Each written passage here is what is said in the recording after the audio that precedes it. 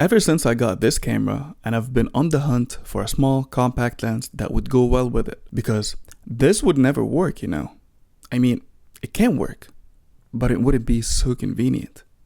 And then, this is doable, but it's not really the perfect choice for the S9. And then we have this dude. Ever since I got it, and it's been my favorite autofocus lens for the S9, until SG Image came up with this.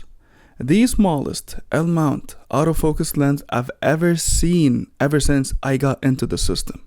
Ladies and gentlemen, this is the SG Image 35mm F2.2 autofocus, and yes, this is the L-mount version. The good people in the community have been eyeing out this lens ever since the rumor pictures came out, and as a Lumix S9 user, I was really caught with the size of it. So in this video, we're gonna talk about this lens. Now, before moving on, I just wanna say that the good people at SG Image, they sent me this lens, but they did not pay me. They don't get to see the video before you guys, and they have absolutely no control over what I say. So everything that I'm gonna mention in this video is based on the experience that I had with this lens. First of all, we need to actually talk about the size and the dimensions of this lens, because it is really small and it's tiny, and these are the things that we've been looking for as S9 owners. It is plasticky from the outside. It has a metal mount over here, and I do actually appreciate that because I don't like those who have plastic mounts. It is a very simple lens. You got a big manual focus ring over here, a 35 without even the millimeter, right? And that's it. There's no autofocus, manual focus switch, and you got no aperture ring on it as well. The lens has a 52mm diameter filter thread, 52mm. It's kind of small, but it's expected. This tiny one weighs 163 grams, and let me just put it next to my AirPods Pro and show you guys the difference. This is literally the difference, the height difference. It is that small. You can see over here. I don't know if it's focused or not.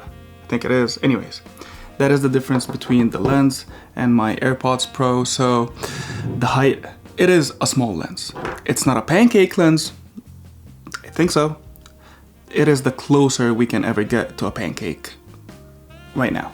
Now, I'm glad that they truly went with the 35mm choice, because, and even though I know it's subjective and it differs from a person to another, but at least to me, 35mm is truly one of my favorite focal lens. It is pretty practical, really versatile, and you can use it in multiple scenarios. You can use it for documentary, for street photography, for everyday type photography, right?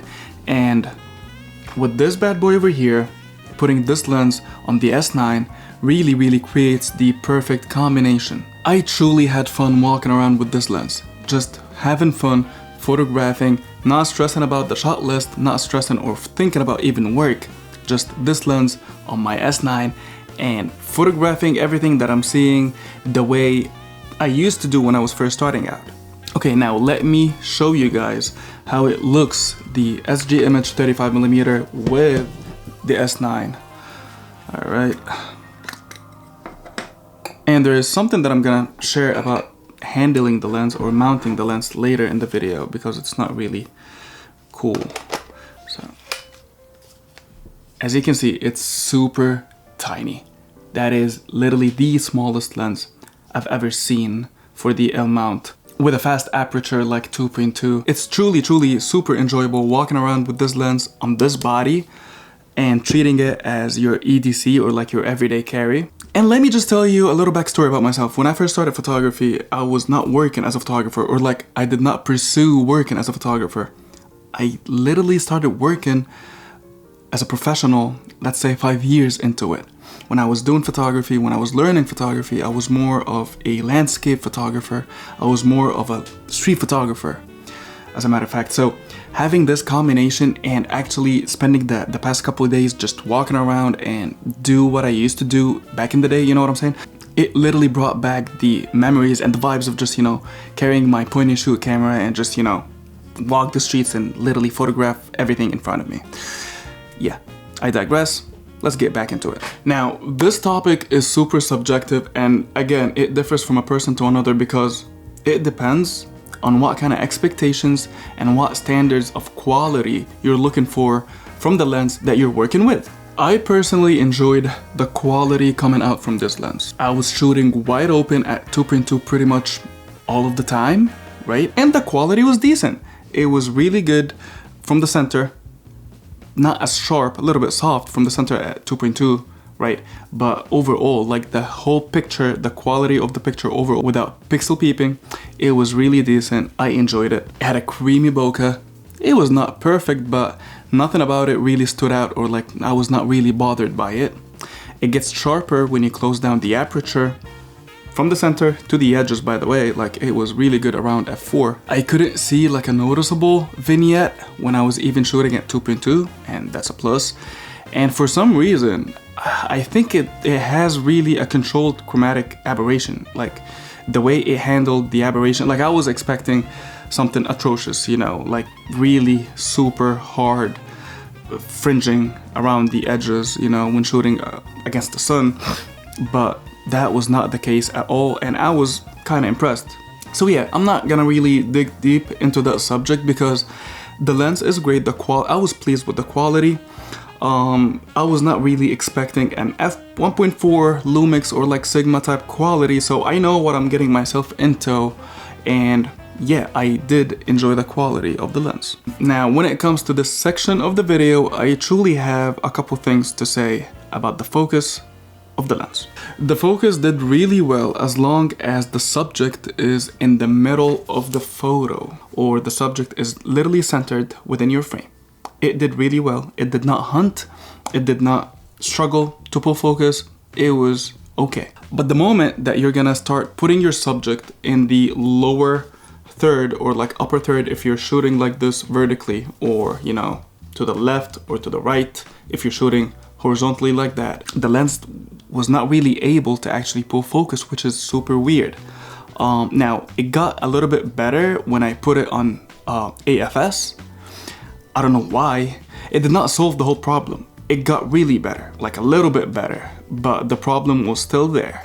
Every time you put your subject towards the, not even the edges of the photo, but like the third, like either to the right or to the left, or like lower or like upper third, right? It struggled. And that's truly one of the things that really bothered me, because I don't want to shoot everything or like shoot my subjects dead in the center of the photo. You know, we gotta use the rule of third. So this was one of the things that I was not really pleased with, but yeah, that was the case with this lens. Now, in the video department, I do believe that it acted the same way. I was not expecting it to pull focus that fast, honestly, but it did decently well. Like I was okay with it on the autofocus continuous. But again, it would lose my face, it would lose me when I would go towards the edges of the frame. So that's something that I noticed in both modes, photo and video. Apart from that, it focused really well and I had no trouble pulling focus with it at all. Now, a quick disclaimer. Everything that you've seen right now from photos or like video, any test footage that I'm putting in this video had been shot and captured by the S9, right? I could have taken this lens and put it on the S1 II because, you know, the S1 II has better autofocus system than the S9. But I didn't do that, honestly. So I don't know whether the lens is gonna have the same problems on the S1 II or not. But the reason that I chose to actually do everything on the S9 because I want to be fair as much as possible. This is literally the only time or like the only way I'm using this lens on this body. Most probably I'm not going to use it on my S9. So if I'm going to have this lens stuck to this body, then it's only fair to have every test and to test out everything using the S9. So again, I don't know whether it's a problem with the lens, you know, or the problem with the combination, the lens with the body with the S9 or not, but yeah, it is what it is. Alright, so let's take a look at those photos. Now, this photo was taken with an aperture of 2.2, wide open, right? If we go to the center of the image, the word storage, it is pretty decent. It's pretty good. It's not as soft, it's not as washed up, it's so good. But the lens do struggle around the edges when it's like at wide open at f2.2. Around the edges, it's super soft and washed up, as you can tell. You can see over here as well, super soft, not like in the middle. So usually this lens performs well in the middle at wide open, and then loses some of the sharpness and everything around the edges. Now the same frame, but at f4, it gets better, way sharper in the center, but it shines around the edges. Like you can tell the difference between the f4 and the f2.2 around the edges right away, like a gigantic change in sharpness and detail that is retained in the lens from f2.2 to f.4. So you got this f2.2, hold on, and f4, 2.2, 4. I don't think you can really tell between the 2.2 and 4 in the center because they're both are good, even though the 4 is kind of sharper. But if we went over there by the edges, nope, it'll be easy on you to tell the difference. This is the f4, f2.2, f4, f2.2. So it's yeah, you can tell. So this is another photo in the center as well, nothing crazy. That's f2.2, and then at f4 it gets sharper. So this is f4, f2.2. I don't think you're gonna be able to tell the difference, especially watching like the video from YouTube with the compression and everything, but it gets a little bit better at f4, but it's the same thing. And again, around the edges, you can tell. So this is f4, and this is f2.2, f4, f2.2. Drastic change between the f4 and 2.2 around the edges. And I do believe that there's some sort of a barrel distortion as well, so keep your mind for that. And yeah, that will be it. Alrighty, pros and cons. Now, I'm gonna start with the pros because we're all about positivity. You know what I'm saying? Now, do I like this lens? Yes. Would I use it again? 100% yes, especially with the Lumix S9. Would I lose a lot of money buying it? Bro, I don't think so. It's literally $159 with that cool square hood. So the answer is no. It's small, super fast, f2.2. It's light and has decent image quality, so honestly, I'm digging it, man. All right, now let's talk about the cons because I have a bunch of things to say. First of all, let's talk about the body design because let's put everything on the side. This is super silly. Having a big, gigantic focus ring like that is just useless because why would I need all of that?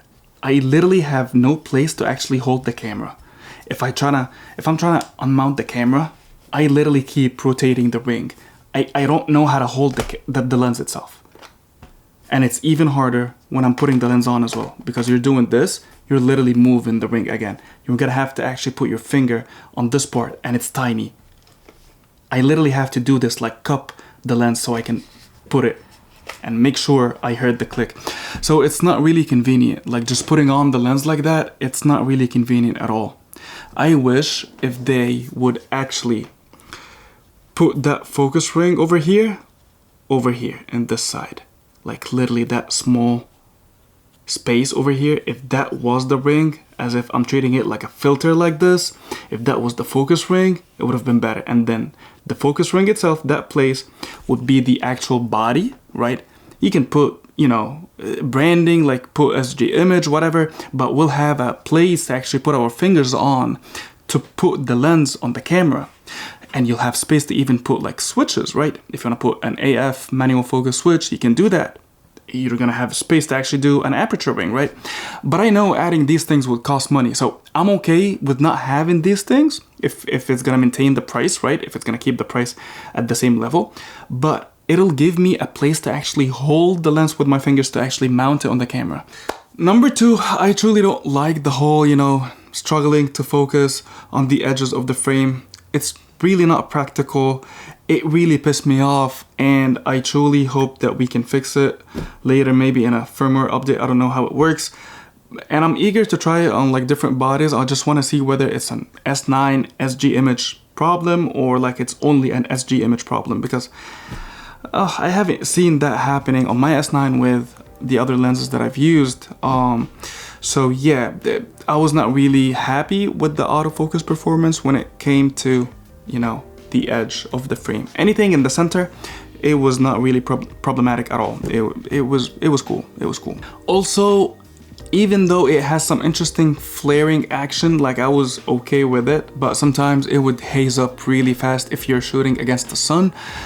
It would lose all contrast and it would haze up the frame. So although it's kind of expected, but it's something for you to actually know before getting the lens. So yeah, this is everything I have to say about the SG Image 35mm F2.2. If you have any questions, please let me know. And if there's anything that I didn't test out, let me know as well. I can do it for you and just let you know the results in the comments. If you're interested in picking up this lens, you're gonna find a link in the description below. And yeah, until then, thank you for watching. I do appreciate you all, and I'll catch you in the next video. See ya!